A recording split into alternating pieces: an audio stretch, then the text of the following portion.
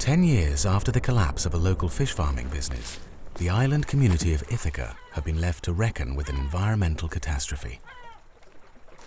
Close to the fish farm, they were completely covered with plastics and iron parts. And then on the seafloor, it's a big mess. It was fully covered with fish nets and many iron parts and tires.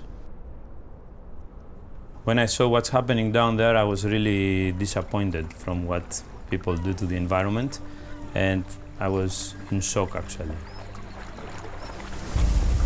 In September 2020, a cyclone ravaged the coastal regions of Greece and its neighboring islands, spreading and intensifying the situation.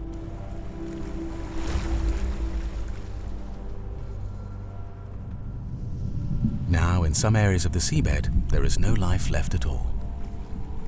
Ghost gear is the most common form of plastic that we find in Greece, 20% of what currently exists.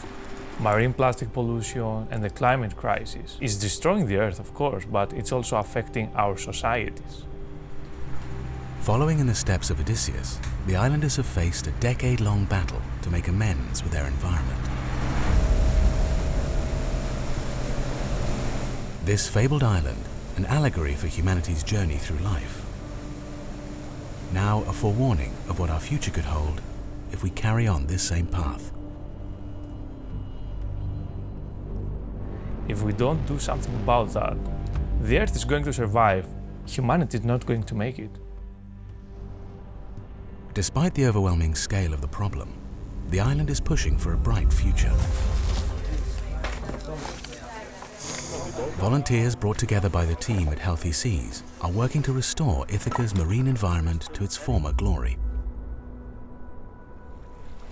In the last 10 years, no one was able to help, and none of us could do it alone. We merged forces, and together with this broad range of partners, we can make it happen. This project is about 5 times bigger than any other cleanup we have done so far. We are very happy to be here and hope Poseidon will be with us.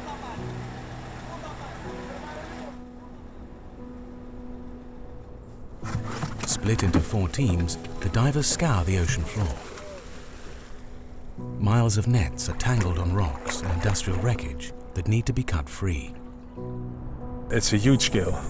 At one point after a day I was thinking, where are we starting on? What is this? You know, are we really doing this?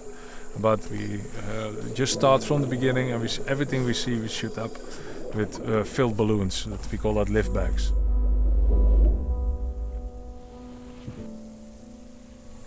Today I have been counting the seagrass. How many plants are there per quarter square meter? So I'm basically assessing how can the habitat look if there's not the damaging effects of a net. So the net is collecting more and more animals. And eventually it's sinking down to the seafloor because it's full of corpses. Then the corpses degrade and the net will rise again. So it's a constant circle, and the nets just keep doing what they are designed and built for. They catch fish and marine life. Our main goal is actually that we want to remove this whole fish farm. I don't want to leave anything behind. Now we started, it has to go.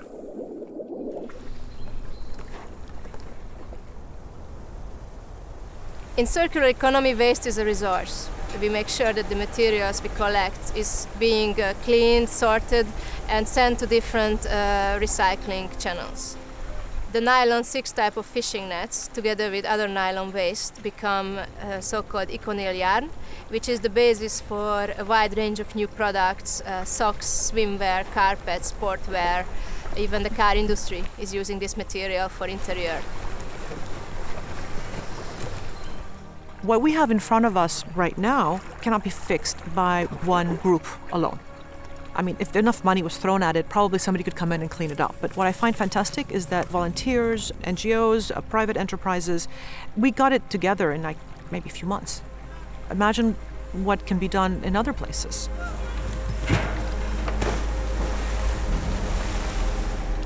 Community, you can't take it away from the sense of a circular economy. It's almost actually the definition of it.